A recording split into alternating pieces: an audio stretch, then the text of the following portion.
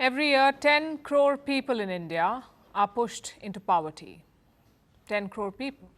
Do you know why? Because of medical bills. One medical emergency in the family and they're bankrupt.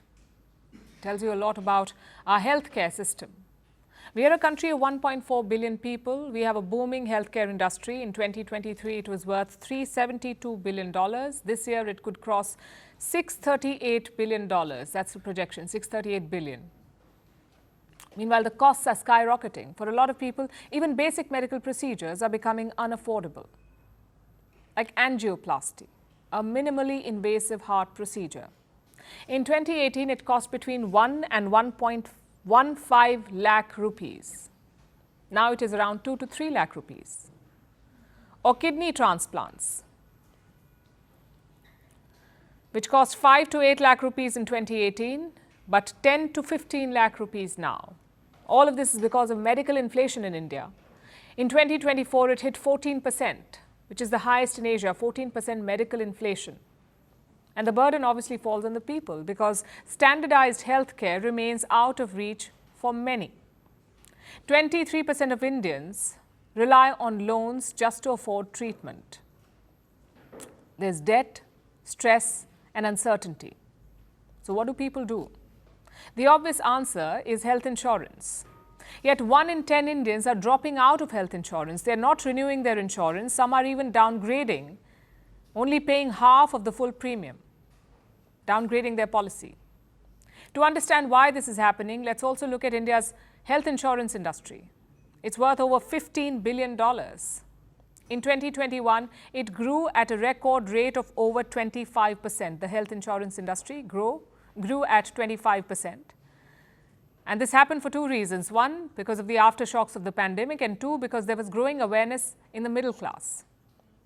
In the financial year ending 2023, it grew at around 20%. But now it's losing momentum. Since the end of the last financial year, the growth has been a little over 10%, which is a 50% drop in 10 months. And it's because of rising health insurance costs. Like I said, medical inflation is high, hospital bills are growing bigger, so insurance companies are pushing for bigger covers. In 2022, a standard insurance cover was worth 3 lakh rupees. Now it is up to 5 lakh rupees. Add special premiums and you have to pay quite a lot. A lot of people say they cannot afford this anymore. So they're either dropping out or downgrading. Last year, health insurance premiums rose by 20%, but the number of new policy holders increased by only 5%. It shows you the affordability crisis. It has left many families in a limbo.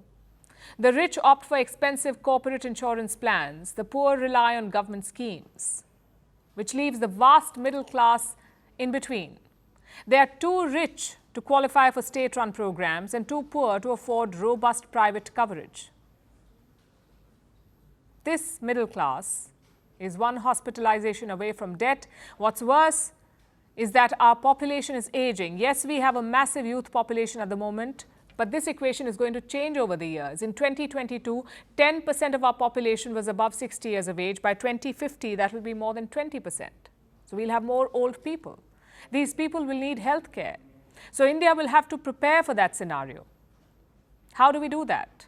Well, the first step is government intervention. And thankfully, it's already happening. India has approved a 5 lakh rupee health insurance coverage for all senior citizens aged 70 and above. This move alone benefits 60 million people. It should make healthcare affordable for the elderly. The second thing to do is getting more people insured. Now, one report suggests that 73% people lack health coverage in India, although the government says this number is only 30%, but even then, even at 30%, it amounts to 400 million people. They must get some financial protection. The third thing to do is making the process easier. 43% insurance holders say their claims were either rejected or partially approved. Some even had to spend an extra day in hospital. On the other side, insurance companies face all sorts of discrepancies, from lack of full disclosure to ambiguity in contracts. So there is a need for transparency, and the government is said to be looking into it. The last step is to lower the tax on insurance premiums. There's an 18% GST on health insurance, that's goods and services tax, 18% GST on your insurance premium. The demand is to lower it to 5%.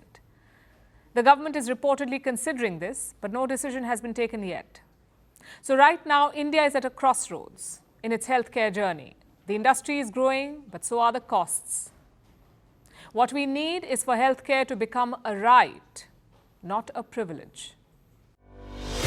Merci beaucoup. Hi, how are you? Very well, thank you. Thank you for being here. Namaste, Mr. President. Bharat ke logon ko meri namaste. How many people generally follow you in interviews? Typically in a month, we have viewers up to 150 million. That's more than twice the population of France. And in the last 2 years, we had 3 billion viewers. So I say, Lohon, this is your chance to be famous. You're on Firstpost. One word to describe your equation with Prime Minister Modi. Amitié. As India and France work together, are you creating a new era of non-alignment in the technology space? India is a training superpower. 1 million engineers a year, more than all of Europe and the US combined. So we have that partnership. We have a partnership on the environment and the economy. We also have civilian nuclear programs. And that is something we've developed far beyond the France-India relationship. So we want to work together on AI. And then comes China with its DeepSeek, creating models at a fraction of the cost. Did that innovation take you by surprise? Did that breakthrough make you sit up and think, what did the Chinese do and how? But what did DeepSeek do? They took everything that was already available from the last AI model and then they recalibrated it. So are you going to ban Chinese AI in France? So we don't have this American approach of banning tech because of where it comes from.